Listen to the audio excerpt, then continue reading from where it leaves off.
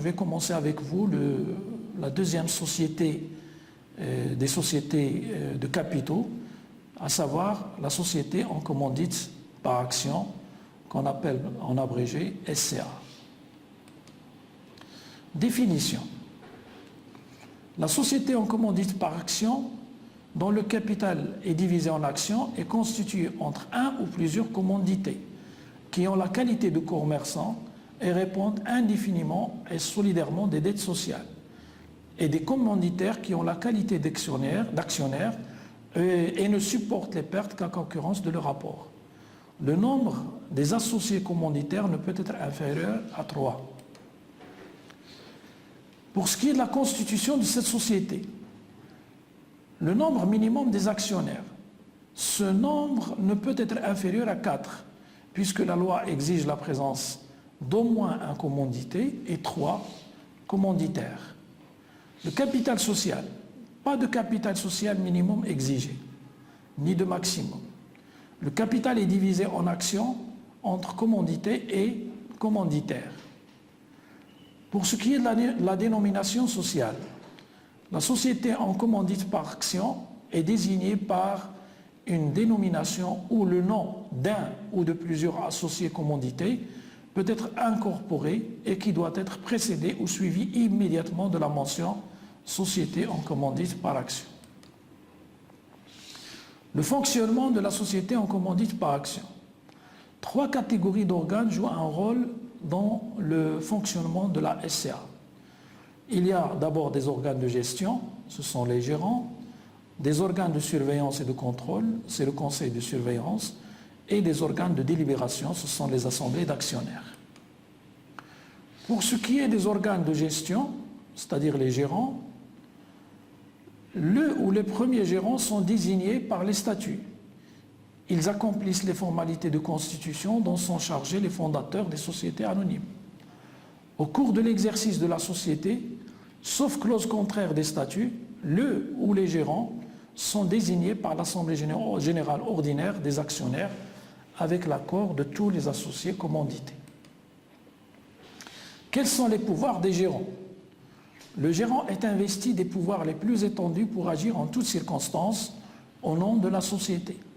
Dans les rapports avec les tiers, la société est engagée même par les actes du gérant qui ne relèvent pas de l'objet social, à moins qu'elle ne prouve que le tiers savait que l'acte dépassait cet objet et qu'il ne pouvait l'ignorer compte tenu des circonstances, étant exclu que la seule publication des statuts suffise à constituer cette preuve.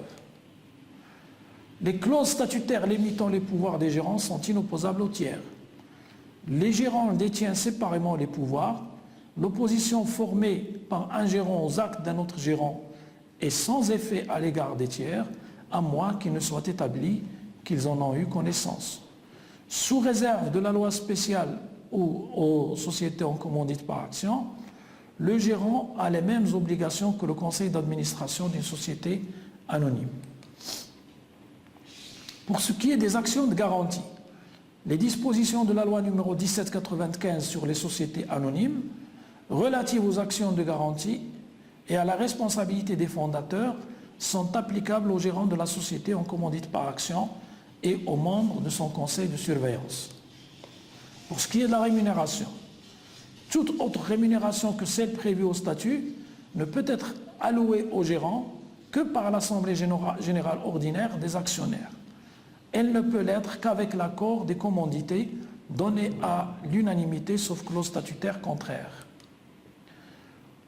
Pour ce qui est de la responsabilité des gérants, l'article 41 stipule que les dispositions de la loi numéro 1795 sur les sociétés anonymes relatives à la responsabilité des membres des organes d'administration, de direction ou de gestion pour faute commise dans l'exercice de leur mandat sont applicables aux gérants.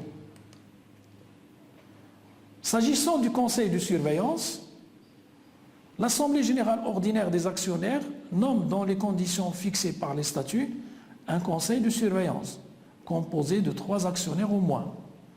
À peine de nullité de sa nomination, un associé commandité ne peut être membre du conseil de surveillance.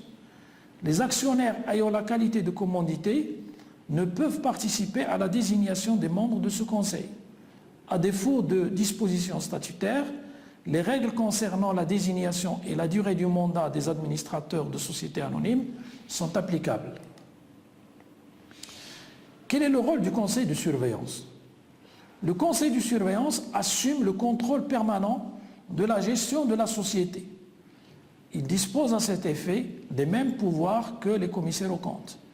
Il fait à l'Assemblée générale ordinaire annuelle des actionnaires un rapport dans lequel il porte notamment un jugement sur la gestion de la société et révèle le cas échéant les irrégularités et inexactitudes qu'il a pu relever dans les états de synthèse de l'exercice. Il est saisi en même temps que les commissaires aux comptes des documents mis à la disposition de ceux-ci. Il peut convoquer l'Assemblée générale des actionnaires.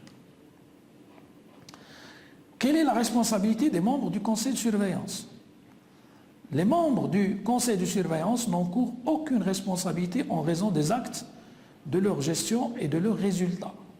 Ils peuvent être déclarés civilement responsables des délits commis par les gérants si, en ayant eu connaissance, ils ne les ont pas révélés à l'Assemblée générale des actionnaires. Ils sont responsables des fautes personnelles commises dans l'exécution de leur mandat. Concernant les actions de garantie, au même titre que les gérants, les membres du conseil de surveillance doivent détenir un certain nombre d'actions de garantie.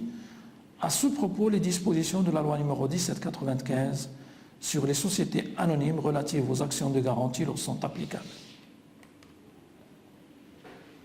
Parlons maintenant des organes de délibération, c'est-à-dire les assemblées générales d'actionnaires. On va voir en premier lieu l'assemblée générale ordinaire. Sauf clause contraire des statuts, l'assemblée générale ordinaire désigne le ou les gérants avec l'accord de tous les associés commandités. L'assemblée générale ordinaire nomme dans les conditions fixées par les statuts un conseil de surveillance composé de 3 actionnaires au moins. Elle désigne un ou plusieurs commissaires aux comptes. Elle fixe la rémunération les rémunérations autres que celles prévues au statut allouées aux gérants. Elle reçoit un rapport du conseil de surveillance dans lequel est porté notamment un jugement sur la gestion de la société. L'assemblée générale ordinaire peut être convoquée soit par les gérants, ou le conseil de surveillance, ou les commissaires aux comptes.